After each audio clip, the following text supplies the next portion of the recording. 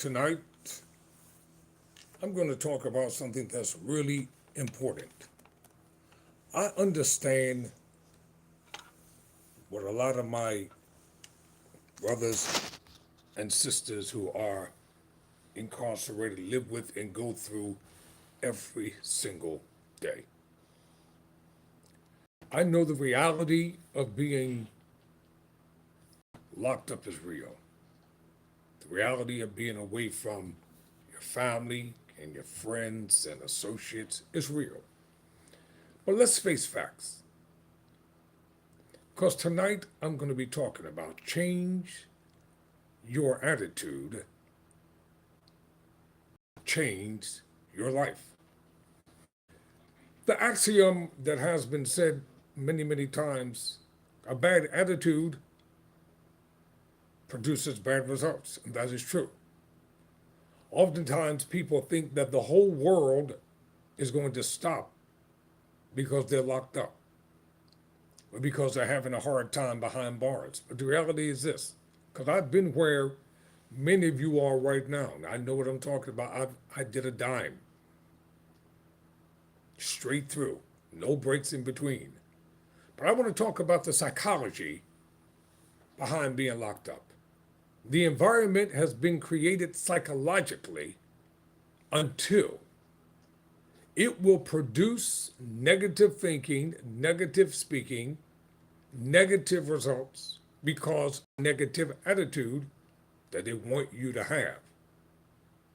In order for them to be employed, gainfully might I add, the attitude must be such that they have to justify why the industrial prison complex is there. Do you know that the prison industrial complex, it's a conglomerate, it's a business, it's a manufacturing organization with shareholders.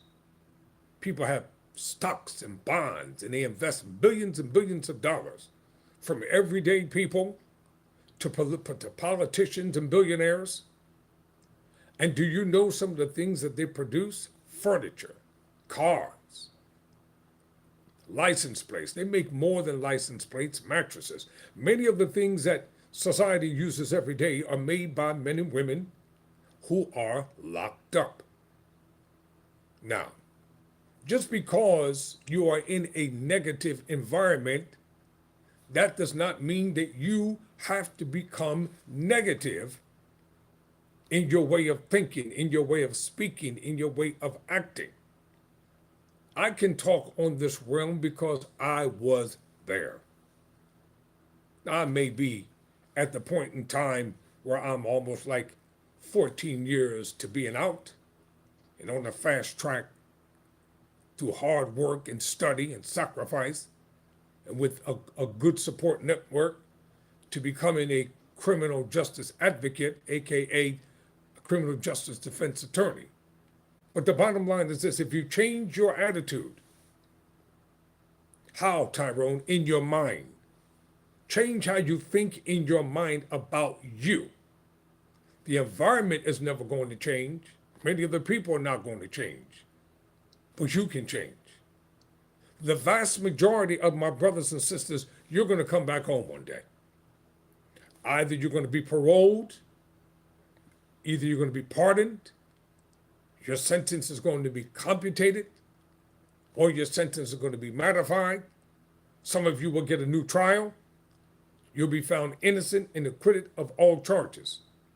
But when you come back out into the world that we live in now, this fast-paced world of the 21st century that is empowered by the robotics of AI, you want to be able to do the things that you need to do.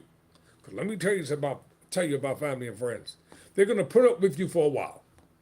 They're going to celebrate you, well, most of them, because some of them, they don't support you now. They don't write, they don't call, they don't put any money on your books. They don't want to be bothered with. The whole attitude is, you did this to yourself, so you know what? You need to suffer. Now, other cultures of people, they don't discard their loved ones. Caucasian people, they don't turn their back on their loved ones no matter how terrible they are, no matter how terrible the crimes are that they committed. They come visit them, they give them money, they talk about how much they miss them, but it's only us who want to do the worst damage to us. So when you come back out into this world, have your mindset together. Have your attitude change. Yeah, I know some of y'all don't want to hear this, but it's got to be said. Change your attitude. All the bitterness and the hate and the envy and revenge and the jealousy and stuff that you got deeply embedded on the inside of you because you're mad because most people put themselves there. And if you didn't put yourself there, then you pled guilty to something that you said you took a rap for somebody, which is dumb. Forget about the code of the streets, because your so-called co-defendant is the main one that snitched on you and got you locked up. So why would you put yourself in a position where you don't even have a chance to have a life? And even if you have to do life in prison without the possibility of parole, hear me when I tell you, don't do it with a bad attitude. Don't do it with the mindset that you don't think that your life is not worth living. Yes, it is. If you got breath in your body, your life is worth living. If you wake up every morning and you can walk and talk and breathe, your life is worth living. Become a better version of yourself. Well, how do you do that? Well, let me tell you something I did. And I was locked up for something I didn't do. And I never pled guilty to it.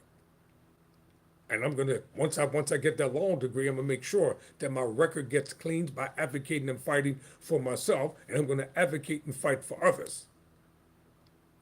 I read every motivational book that I could find when I was locked up. I went to the library. From the county jail to all the 4 prisons that I got drugged through finally to what we call the home jail. Then when I landed up the home jail on top of that mountain, 26,000 feet up in the air, I went through depression and worry just like everybody else. I ate the same food, wore the same clothes, dealt with the same environment like everybody else. I read every motivational book that I could find. And then I was in the law library one day. I just happened to go to the back, and I'll never forget this. This was on a Tuesday morning. I was on the left-hand side in the library, and I was looking. It was the 3rd shelf down from the top. And I saw a book. It was called You Can Make It Happen. Let me put my reading glasses on so I can read what's coming up. The name of the book is called You Can Make It Happen. And the author of the book was Stedman Graham. I couldn't believe it. You Can Make It Happen by Stedman Graham. You all know who Stedman Graham is. That's Oprah Winfrey's longtime companion. And I read that book from cover to cover, word for word. And it left a lasting impression in my mind. And when I found out that he was a former CO, a corrections officer, for a period of years, and I was intrigued about how he wrote this book. And I still have a copy of that book in my office right now. And there were 2 people that I met who were lawyers. They may see this video when it goes to the algorithm, or they may not. But it's a true story. I'm not making this stuff up. There were 2 friends of mine. One was a white lawyer, one was a black lawyer. And I was like, how did y'all get locked up in jail? And you're lawyers. And this is what they said to me. They said, Tyrone, you have a sharp mind, but we want to really teach you how to use it. I said, well, what do you mean? They said, we can teach you the basic fundamentals of law. And then once we teach you those, then we want you to start helping other people. I said, bet. So I learned the basic fundamentals of law, starting with the Constitution. I have nothing but time on my hands anyway, so I might as well read. And I did. And I kept reading. And I kept reading that Constitution back and forth, in between, upside down. Started reading about the law and what type of law there was. And I became a jailhouse lawyer that worked on 150 cases. Most of them are PCRAs, and those who understand prison, they know exactly what a PCRA is. It's called a Post-Conviction Relief Petition. That is a petition slash motion. That's the only way you can get back in court. Wow. Is that uncommon woman over here? Welcome.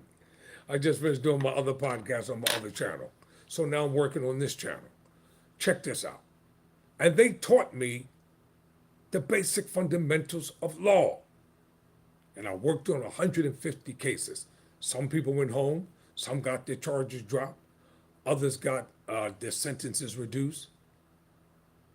And I said to myself, I told them, I said, but when I get out, you know what I'm going to do? I got to take some time for myself, reconnect with people, and I'm going to become a lawyer. Well, guess what? It's been 3.5 years since I've been back in school. And I lie not, by the grace of God, I'm at the top of my class. And I give him all glory. I give him all praise. I give him all honor. I don't take any of it for myself. Because God is my everything in this world.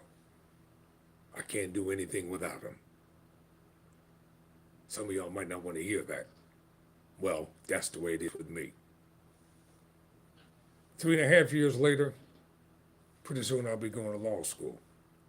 But the bottom line is this: when you change your attitude, you can change your life. My brothers, my sisters, stop blaming the system. Stop blaming everything, everyone, and everybody for being locked up. The question is, what did you do to put yourself there? What could you have done differently in retrospect? Do you accept any responsibility for anything? Or is it just going to be the blame game? Come back out, the vast majority, you're going to be on parole. And you're going to sign the stipulatory contract about the do's and the don'ts. First, you're going to have to go to a halfway house. Then you're going to demand that you get a job and et cetera, et cetera. You got to save money while you're there. Some of you, you're going to have to wear that electronic monitor. You're going to have to wear it, whether you want to wear it or not. So the question is, what type of attitude are you going to have when you come out? If you've been down and you did a 20+ year bid, the world has changed. If you did a 20 to 40 or 40 to 80, the world has changed. But fortunately, there are a lot of good people out here that are willing to help you if you're willing to help yourself. But a bad attitude will get you bad results. A negative attitude will get you negative results. Stay away from negative thinking, speaking, acting, do nothing people. Stay away from the old friends in the neighborhood. The same stuff is still out there. The only thing that has changed, the players have changed. The game is still the same. The streets are still the same, or they're more polished. They're more modern. The fundamental rules of the game have not changed. If you go back around the same neighborhood, the same people, the same environment, it won't be long before you're going to be doing the same things that you used to do before. And the difference is, now you're on parole. Now you're on probation. You're on papers. Make your girlfriend angry if you want to. She's going to call you a parole officer. Make some of your friends mad, or so-called friends mad. You're going to have to get some new friends. You're going to have to be around positive thinking, speaking, acting, achieving people. Go to trade school. Some of you, you're going to become a welder. Some of you are going to become chefs. Some of you, you're great when it comes to plumbing skills. Take up an apprenticeship while you're still behind bars. Don't come out here with nothing. Do something outside of playing basketball and checkers and making cheat sheets. Do something outside of arguing with your friends and some of the other things that they do in prison that I can't talk about here on camera. Do something else outside of that so that when you come out, you have a chance to make it because the system is designed to keep you down. Why do you think they let you out on probation? Why do you think they allow you out on parole? Because they're hoping that you mess up. They're hoping that you don't follow the rules.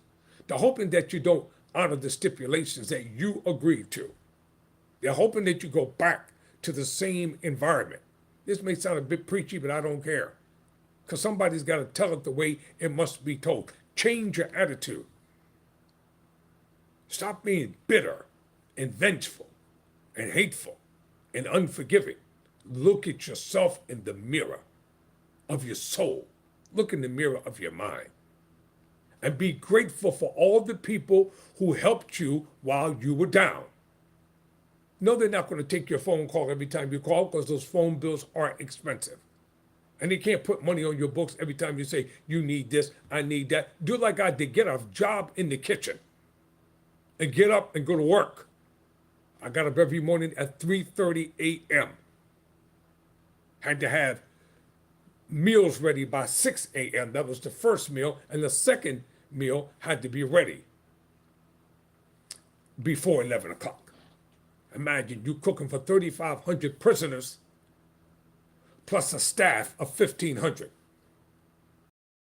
Hot dog day and pancake day combined. Everybody's got to get two hot dogs for lunch, 2 pancakes for breakfast. Plus, it's a lot of work. But I did it. And then I went to the law library afterwards. Came back, still counseled people, talked to people. I was involved in every type of activity you could think of. If you think I'm lying, you go through my short version of this channel and you will see my actual prison mugshot. And the people who framed me, the people who set me up, the people who lied on me when I was in court, the people who put their hand on the Bible and swore by Almighty God, they were telling the truth, and they did what they did. They were hoping that I would die and that I wouldn't make it. But I'm here to tell you, I ain't mad at you no more. Because what you did, you set me up for a come up.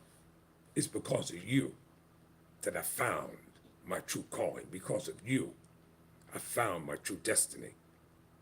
Because of you, now I know what I was put on this earth to really do. And I'm on the path to do it. So you don't have to be worried about me. There is no revenge on my part. There is no retribution. There is no getting even. Judgment belongs to God, not to Tyrone. And I refuse to let bitterness and unforgiveness and all that crap ever live in me again. I changed my attitude. Change my life. Change your attitude. If you got to pray to change it, change it. If you have to fast to change it, change it. If you have to look at all the wrong you've ever done in your life to change it, change it. But come out a brand new you.